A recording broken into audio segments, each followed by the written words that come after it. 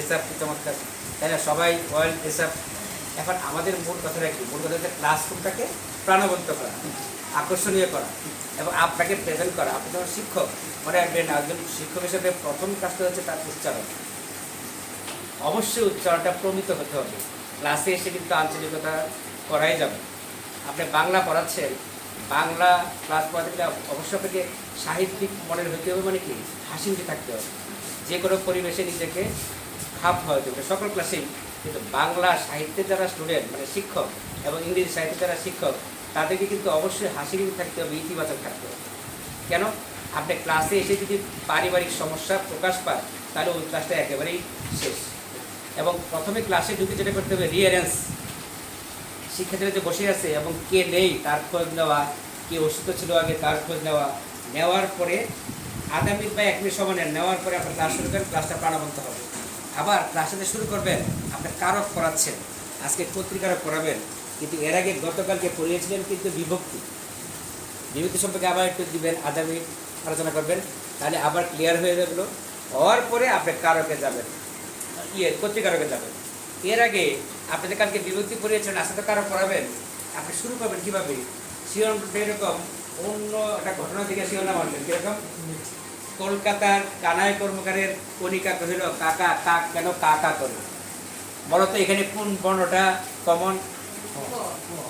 ক। তোমরা সহজে বলে ফেলবে। তাহলে চলো আজকে আমরা আলোচনা করি কারক কি। দেখছেন? তাহলে এই যে আমরা স্টার্টিং শুরু করলেন, সবাই কিন্তু মনে চলে গেল।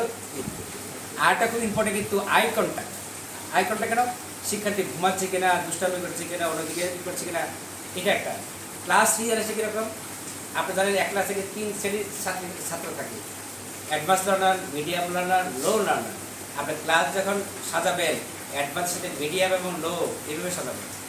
সবগুলো লো লার্নার যদি ওদিকে থাকে, সবগুলো অ্যাডভান্স যদি সামনে থাকে, তাহলে কিন্তু শিক্ষাটা হবে না। শিক্ষার্থী কিন্তু আপনাকে কিন্তু তার সহপাঠীর কাছে বেশি জানতে চায়, সহজে জানতে পারে, তাই না? তাহলে বাংলা যখন পড়াবেন, আপনি যখন পড়াবেন, যেমন আমি কাজী নজরুল ইসলামের একটা কবিতা পড়াচ্ছি, ওমর ফারুক কবিতা, আপনি অবশ্যই লেখক সম্পর্কে যদি ছবি আনতে পারেন সবচেয়ে ভালো হবে। যদি ছবি না থাকে, একটা এখন তো নেটের যুগ, মোবাইলে দেখাইতে পারেন, আর যদি মাল্টিমিডিয়া দেখে সবচেয়ে ভালো হয়। তাহলে আপনি নজরুল সম্পর্কে পড়াচ্ছেন, নজরুল একটা কবিতা পড়াচ্ছেন, নজরুল সম্পর্কে যখন বলতে যাবেন, ওমর ফারুক সম্পর্কে যখন বলতে যাবেন, কাজী নজরুল ইসলাম সম্পর্কে একটা ঘটনা শুধু যদি বলেন যে কি বুলবুলি যে গানটা আছে না, গানের একটা গল্পটা, সেটা কি এই যে গানের প্রথম লাইনটা কি বলেন তো? হ্যাঁ,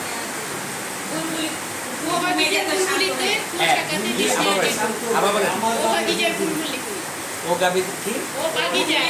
বাগিচায় বুলবুলিটি শান্ত হয়ে, তাই না? এই গানটা ইতিহাসটা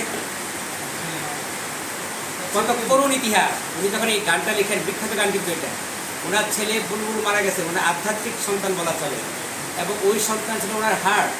ছেলে যখন মারা গেছে, দাফনের জন্য মাত্র 150 টাকা লাগে, এই 150 টাকা ম্যানেজ হচ্ছে না।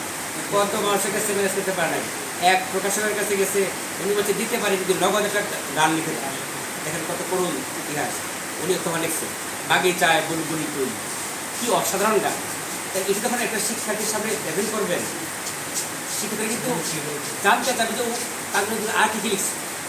আপনারা জানেন যে বিশ্বের ইতিহাসে বিদ্রোহের মতো কবিতা আর কেউ লিখছে কিনা জানেন। তারপর যখন ওমর ফারুক পড়াবেন, ওমর ফারুক যে কত ত্যাগী দ্বিতীয় খলিফা, উনি যে কাহিনীটা নিয়ে লেখা অসাধারণ। এটা আমি বলছি না এখানে, ক্লাস সময় নেই। এটা যখন বলবেন অর্ধেক ক্লাস কিন্তু আপনি এখানে হয়ে যাচ্ছে, ছেলেমেয়েরা কিন্তু অ্যাটেনশন হয়ে গেছে। দেখছেন? মানে ক্লাসটা প্রাণবন্ত হবে, এবং কখনো ওই ক্লাসে কিন্তু নেগেটিভ কোনো উচ্চারণ করা যাবে না। এটা বাংলা ক্লাসে আমরা বলছি। আবার আপনি ইংরেজি সাহিত্যের ক্লাস দিচ্ছেন, সেখানে কিন্তু আপনি যখন শেলি সম্পর্কে বলছেন, বায়রন সম্পর্কে পড়াচ্ছেন, তাদের সম্পর্কে যখন উপস্থাপন করবেন, শিক্ষার্থীরা অনেক বেশি আগ্রহী হবে। শেলির বই পড়ার জন্য পাগল হয়ে যাবে, বার্টন রাসেলের বই পড়ার জন্য পাগল হয়ে যাবে। এবং তারপরে যখন মূল বক্তব্য যাবেন, লাঞ্ছন সম্পর্কে পড়াবেন, ডেপুটি সম্পর্কে পড়াবেন, কি গীতটা মেজাজ সম্পর্কে পড়াবেন, গীতটা মেজাজ অসাধারণ একটা কবিতা। যখন আপনি বলবেন কবিতাটা, ছেলেমেয়েরা তো আগেই আকৃষ্ট হয়ে গেবে। তারপরে উচ্চারণে যাবেন, তারপরে আপনি ব্যাখ্যা যাবেন, দেখবেন যে প্রাণবন্ত ক্লাস হচ্ছে। গণিত ক্লাস করাচ্ছেন, গণিতে যে ক্লাসটা করাবেন, আপনি শতকরা পড়াবেন, সুদ কষা পড়াবেন, পরিমাপ পড়াবেন, লগারিদমের অঙ্ক করাবেন, কিংবা জ্যামিতির সংখ্যাগুলো পড়াবেন। আপনি ত্রিভুজের ক্ষেত্রফল কী, সামান্তরিকের ক্ষেত্রফল কী, এগুলো যখন আগে আলোচনা করবেন এখানে, তারপর যখন ত্রিভুজ সম্পর্কে যাবেন আঁকবেন তার ভিতরে ঢুকে যাবেন। অল্প শেখান, কোনো আপত্তি নেই, বেশি শেখানোর দরকার নেই। আবার মনে রাখবেন আপনি শিক্ষক, আপনি সব জানতে হবে তা দরকার নেই, কিন্তু ক্লাসটা ম্যানেজ করে আসবেন অধিকাংশ শিক্ষার্থী যেন শিখতে পারে। এবং আর্টিস খেলাবেন ক্লাসের সবচেয়ে যে লস শিক্ষার্থী আপনার কাছে মনে হয়, আপনার উদ্দেশ্য থাকবে ওকে আগে শেখানো। অ্যাডভান্স যারা আছে তাদের উদ্দেশ্য যদি ক্লাস নেন তাহলে কিন্তু 80% ক্লাস আপনার ব্যর্থ। আপনার উদ্দেশ্য থাকবে লো লার্নার এবং মিডিয়াম লার্নার শিক্ষার্থী শিখতে পেরেছি কিনা। একজন শিক্ষক তখনই সন্তুষ্ট হবে যখন সে ক্লাসটা সকল শিক্ষার্থী বুঝতে পেরেছি কিনা এই বোর্ডটা ওনার ভিতরে জন্মগ্রহণ করবে, উনি কিন্তু ওদের সাকসেস মনে থাকবে।